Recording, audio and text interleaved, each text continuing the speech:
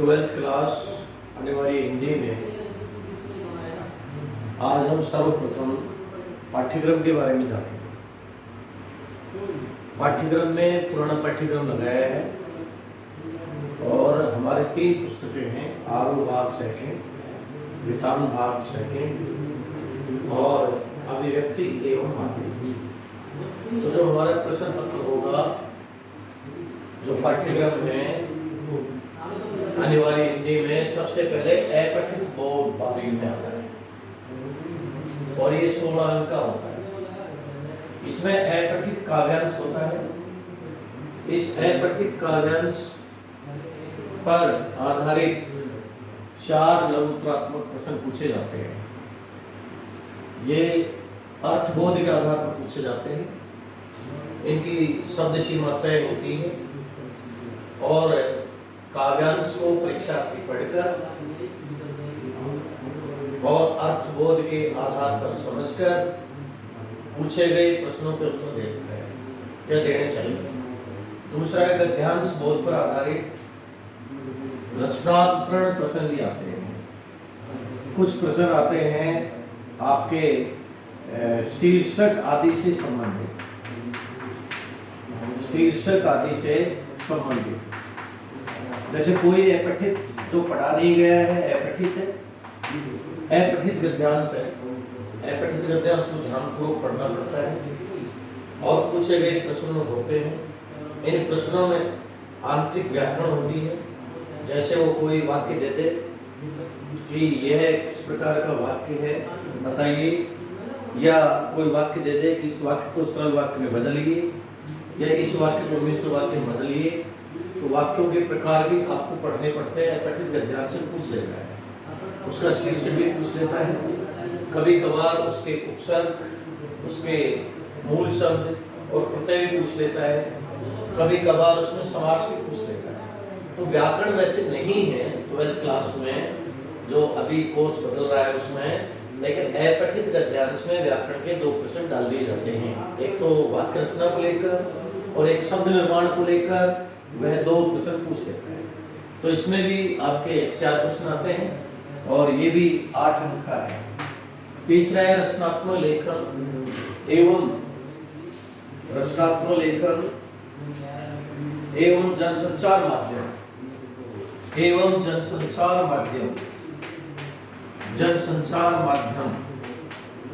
इसमें आपकी बुक चलती है, उसमें जो उपयुक्त बुक है अभिव्यक्ति एवं माध्यम। तीसरी बुक है, हमारे पास 3 बुकें बताई हमने। सबसे पहले आरो भाग सेकेंड, दूसरी वितान भाग सेकेंड और तीसरी अभिव्यक्ति एवं माध्यम। तो अभिव्यक्ति एवं माध्यम से इससे 15 नंबर के आते हैं क्वेश्चन इसमें से, और 7 नंबर का आता है निबंध। तो कुल आते हैं 22 अंक के। तो यानी निबंध जो आएगा वो तीसरा आएगा और निबंध इसमें 7 नंबर का आएगा। कितने अंक का? 7 अंक का आएगा। और निबंध कैसे लिखे जाते हैं? निबंध में 4-5 बिंदु होने चाहिए। निबंध में सबसे पहले प्रस्तावना है। प्रस्तावना में उस विषय के बारे में समझाना होता है, उस विषय के महत्व को जानना होता है, उस विषय के अर्थ को समझाते हुए और फिर उसके स्वरूप को बताते हुए अपना निष्कर्ष स्वीकार लेते हुए लिखना होता है। चौथा जो आएगा आपका, वो आएंगे जनसंचार माध्यम की विधाएं। जनसंचार माध्यम की विधाएं, जनसंचार माध्यम की विधाएं। जनसंचार माध्यम की जो विधाएं हैं वो आपकी 15 नंबर की है। और 15 नंबर में सबसे पहले एक आएगा रिपोर्ट, और रिपोर्ट जिसको प्रतिवेदन कहते हैं, ये 4 अंक का है। फिर दूसरा जो आएगा वो आएगा कार्यालय पत्र, कार्यालयी पत्र। फिर कार्यालयी जो पत्र है ये विकल्प सहित आता है, यानी इसमें अथवा आता है और विकल्प सहित, ये भी आपके 4 नंबर का आएगा, 4 अंक का आएगा। उसके बाद तीसरा है और वो है आलेख। आलेख किसी भी विषय पर, आलेख किसी भी विषय पर, किसी भी विषय पर और किसी भी विषय पर जो आलेख आएगा वह 3 कम से कम देगा, उस पर 1 पे करना पड़ेगा। और फीचर लेखन ये आपका 3 नंबर का आएगा, 3 अंक, 4 4 8 3 11। और चौथा आएगा फीचर लेखन। फीचर जो लेखन आएगा वह आपका फीचर लेखन जो होगा वो जीवन संदर्भों से जुड़ी घटनाओं और स्थितियों पर फीचर लेखन होगा। जो जीवन संदर्भ है या जीवन संदर्भों से जुड़ी हुई घटनाओं, संदर्भों से जुड़ी हुई घटनाओं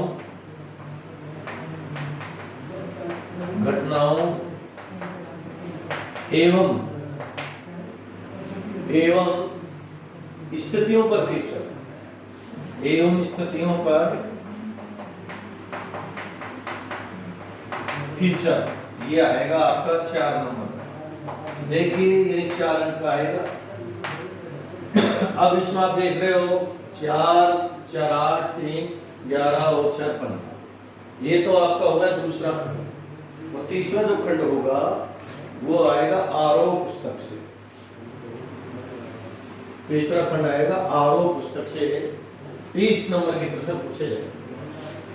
आरोह भाग सेकंड 12th क्लास में, आरोह भाग सेकंड में ये 30 अंक का होगा।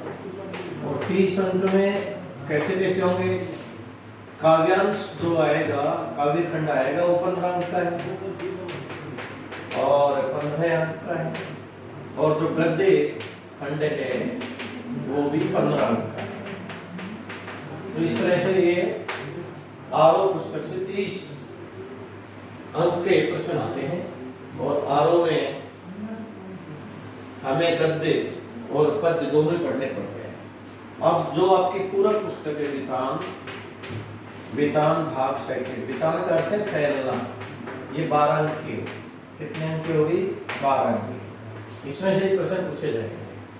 तो इसका मतलब हमारे पास अपठित बोध 16 नंबर, रचनात्मक लेखन एवं जनसंचार 22, फिर 30 हो गए आपके पूर्ण सियारो भाग सेकंड और 12 ये हो वेतान के।